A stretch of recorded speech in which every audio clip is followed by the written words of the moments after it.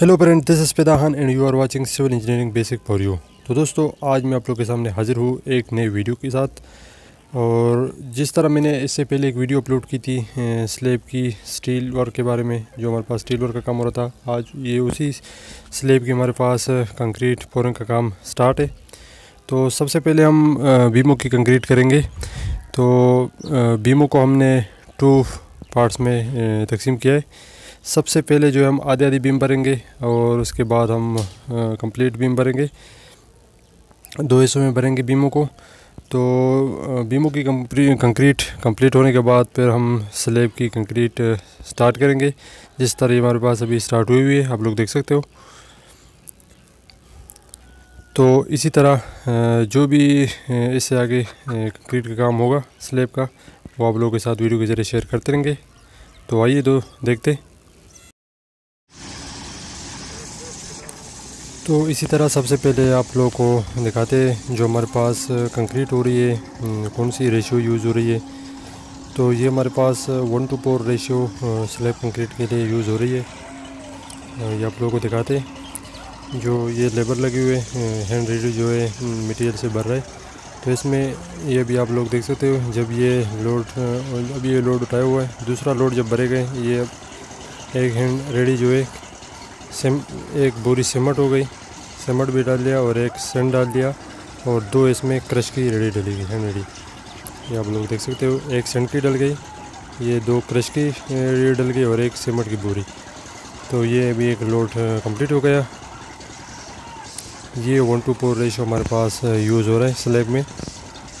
तो अभी ये कंक्रीट मिक्सर का जो है लोड अभी उठाएंगे, और जिस तरह माल तैयार हो जाएगा तो उसको ऊपर छत पे फिर ये टावर जो लगा हुआ है, इसके ज़रिए छत पे पहुंच जाएंगे।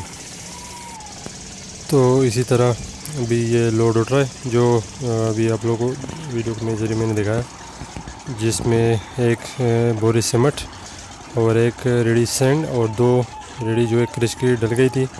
तो ये लोड तैयार होके इसको अभी टावर के ज़रिए ऊपर छत तक पहुंचाया जा रहा है। तो इसी तरह ये सिलसिला जारी रहता है। अभी दूसरी लोड की जो भराई हो रही है। तो ये दिखाने का मकसद ये था कि हमारे पास जो रेशो यूज़ हो रहा है, कौन सी रेशो जो यूज़ होती है, वही रेशो आप लोगों को दिखा रहा था कि 1:4 रेशो हमारे पास यूज़ हो रहा है अभी। ये देख सकते हो आप लोग, ये जो कंक्रीट तैयार हुआ था वो ऊपर छत पे जो है पहुँच रहा है टावर के ज़रिए, और ऊपर जो बकेट लगा हुआ है वो उसमें डाला जा रहा है, और उससे फिर हैंड रेडियो में डाला जा रहा है। और हैंड रेडियो में जिधर ज़रूरत होती है, जिस साइड से कंक्रीट शुरू होती है, उधर उसको पहुंचाया जा रहा है। और इसी तरह कंक्रीट पहुंचाने के लिए जिधर ज़रूरत होती है, कंक्रीट पहुंचाने के लिए हैंड रेडियो के ज़रिए स्टील के ऊपर से जो है लकड़ी के पट्टे बिछाए हुए, ताकि जिधर कंक्रीट की ज़रूरत हो उधर हैंड रेडियो के ज़रिए कंक्रीट आसानी से पहुंचाया जा सके। अगर इसके बरकस अगर आप लोग देख सकते हो जो हमारे पास स्टील की जाल बिछी हुई स्लेब की, तो इसके ऊपर हैंड रेडी चलाना बहुत मुश्किल होता है।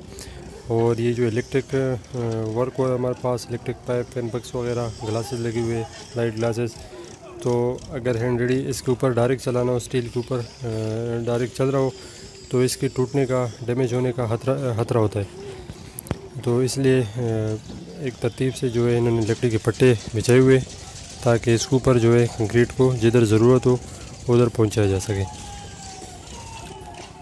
तो इसी तरह हमारे पास स्लैब की कंक्रीट पोरिंग का काम स्टार्ट है, और जिधर बीमों की कंक्रीट हो रही है, साथ साथ इसमें वाइब्रेटर भी चलाया जा रहा है, और ताकि जो हमारे पास शटरिंग और स्टील के बीच में जो कवर होता है, बाज़ों का जिसमें कंक्रीट जो एग्रीगेट होते हैं, जो कंकर होते हैं, वो बीच में फंस जाते हैं स्टील और शटरिंग के बीच में, तो नीचे तक माल पहुंचने नहीं देता।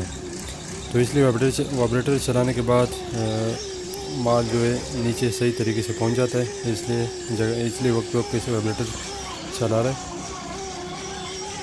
ताकि बाद में किसी किस्म की हनीकॉम्बिंग वगैरह नज़र नहीं है।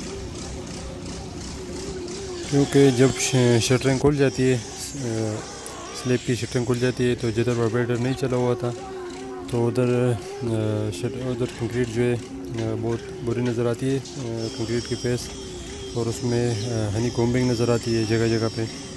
तो इसलिए हनी कॉम्बिंग से बचने के लिए वे वाइब्रेटर चलाते हैं ताकि माल जो है सही तरीके से नीचे पहुंच सके, और उसमें ऑयल वगैरह नहीं है, हनी कॉम्बिंग नहीं है, उसकी सरफेस जो है शटरिंग खोलने के बाद साफ़ नज़र आए। तो इसी तरह स्लैब की कंक्रीट पोरन का काम करते वक्त सबसे पहले बीमों की भराई करते हैं। बीमों की भराई हम टू पार्ट में करते हैं। फर्स्ट स्टेप में जो है हम आधी बीम पर देते हैं, और सेकंड स्टेप में फुल बीम की भराई कर देते हैं, इसलिए ताकि एक ही साथ फुल बीम की भराई करने में बाज़ों का बीम पुल जाते, कई मसले मसाले आते थे, इसलिए आधे दो स्टेप में भराई करते बीमों की। और उसके बाद बीमों की भराई कंप्लीट होने के बाद फिर स्लैब की कंक्रीट का काम स्टार्ट हो जाता है।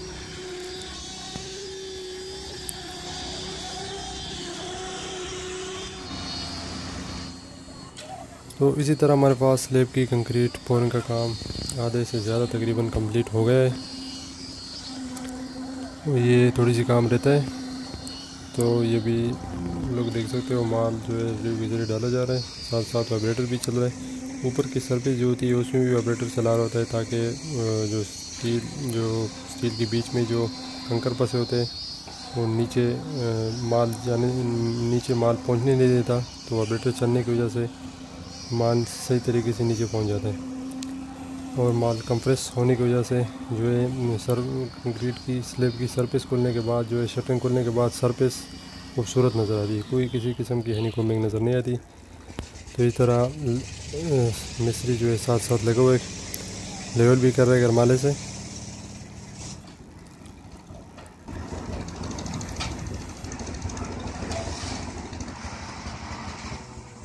तो इसी तरह दोस्तों ये हमारे पास अभी तकरीबन काम कंप्लीट होने वाला है स्लैब की। जिधर हमारे पास टावर खड़ा था जो जिस पे कंक्रीट पहुंच रहा होता है स्लैब पे ऊपर, जिधर बकेट लगा हुआ है, तो वही जगह रहती है। बाकी स्लैब कंप्लीट हो गए, और बीच में जो ओपन स्पेस नज़र आती है डोम की, ये छोड़ी हुई है, बाद में इसमें जो है डोम बनेगा मेहराब। तो वो किस तरह बनता है जब वो उस पर काम शुरू होगा तो उसकी भी साथ साथ वीडियोस आप लोगों के साथ शेयर करेंगे।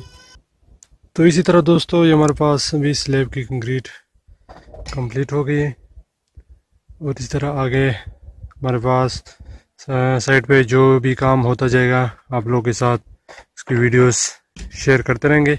तो आप लोगों ने हमारे साथ रहना है। इस तरह दोस्तों आज के लिए बस इतना ही। नेक्स्ट वीडियो में मिलते हैं एक नए टॉपिक के साथ। खुदा हाफिज़।